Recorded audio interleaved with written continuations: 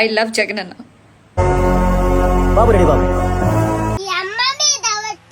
ఈరోజు చూస్తే ఎవరే నువ్వు గ్రహాంతరవాసి కప్పలా ఉన్నా. ఇక్కడ ఇంకో అంశం మీరు చెప్పారు, ఫ్లోర్ లీడర్ గా నాకు ఇవ్వాలనుకున్నప్పుడు ఒక బ్రాహ్మణ నాకు ఇవ్వాలనుకున్నారు, ఒక బ్రాహ్మణ నా గురించి ఇంటెలిజెన్స్ రిపోర్ట్స్ చెప్పించుకున్నారు అన్నారు. అక్కడ మీరు బ్రాహ్మణురాలు. ఏదో తేడాగా ఉంది.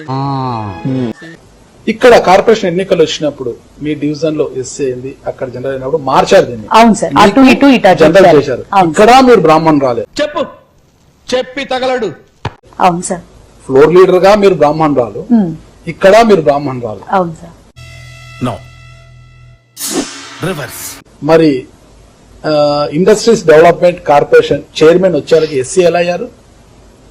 నేను ఎస్సీ అని ఎవరితో చెప్పలేదు సార్. మీకు ఇచ్చిన కోటా ఏంటి?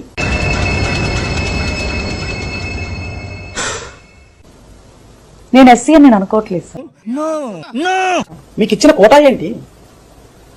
ఎస్సీ మాల సామాజిక వర్గ కోటాలో ఈ రోజు మీకు ఇండస్ట్రియల్ డెవలప్మెంట్ కార్పొరేషన్ చైర్మన్ పదవిని మీకు ఇచ్చారు.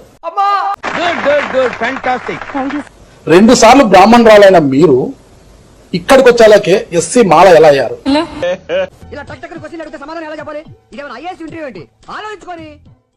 బండి శివశక్తి నాగేంద్ర పుణ్యశీల, వైఫ్ ఆఫ్ బండి రాజ్ కుమార్ ఎస్సీ మాల.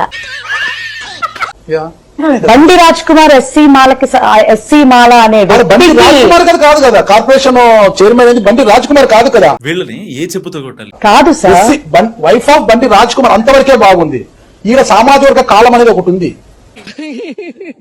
సామాజిక వర్గ కాలం ఉంది. మీరు చూశారో లేదో, serial number by name wife of సామాజిక వర్గ కాలం అనేది ఒకటి ఉంది. ఫోన్ లేదు, నా నెంబర్ నాకే తెలియదు అసలు. నా నెంబర్ సామాజిక వర్గ కాలంలో ఎస్సీ మాల అని ఉంది. ఆ సామాజిక వర్గ కాలంలో, ఆ సామాజిక వర్గ కాలంలో ఎస్సీ మాల ఉన్నప్పుడు మీరు ఏ సామాజిక వర్గం కిందకి వచ్చినట్టు చెప్పు. ఏదో ఏదో ఒక్కటి చెప్పు, ఒక్కటైనా. మరి అధిష్టానం అట్లా ఎలా అనౌన్స్ చేసింది అనేది నాకైతే నిజంగా నాకు తెలియదు. మనిషి 5 అడుగులు పెరిగినా బుర్ర అంగుళం కూడా పెరగని వీడు మాకు అంటగట్టావు. వీడు పెట్టే హింసను మేము తట్టుకోలేకపోతున్నాం. ప్రకటించిన మరుక్షణం నుంచి టీవీలలో స్క్రోల్ స్టార్ట్ అయినాయి, మరుసటి రోజు పత్రికలలోకి వచ్చాయి, దాని మీద చర్చ కూడా జరిగింది. అంటే ఎంత కక్ష సాధింపు, ఎంత అవమానించాలి సార్. ఈ విధంగా ట్రోల్స్ అవుతున్నాయి, ఈ విధంగా కాంట్రవర్సీ అవుతుంది. ఏంటి అలా చేశారు? ఒకవేళ నేను ప్రెస్ మీట్ పెడితే ఏం మాట్లాడచ్చు, ఏం చేయాలనేసి అడిగి ఉండవచ్చు కదా. కొంచెం కూడా సిగ్గు శరం మానం మరి అదేం అనిపించట్లేదు అని. నీకు ఎంత మందిని మట్టిలో కలుపుతావే, పనికిరాని ముండా, బేవకుక్ ముండా అడుగుండొచ్చు సార్. బట్ ఏంటికో నేను కాన్సన్ట్రేట్. వీళ్ళని ఏ చెప్పుతో కొట్టాలి? ఇయే తగ్గించుకోమని చెప్పేది. అంటే ఎంత కక్ష సాధింపు, ఎంత అవమానించాలి. ఇంకా ఏం చేయాలన్న ఉద్దేశంతో ఇలా చేస్తారని నాకు అర్థం కావట్లా. ప్రజలకు అర్థమైంది.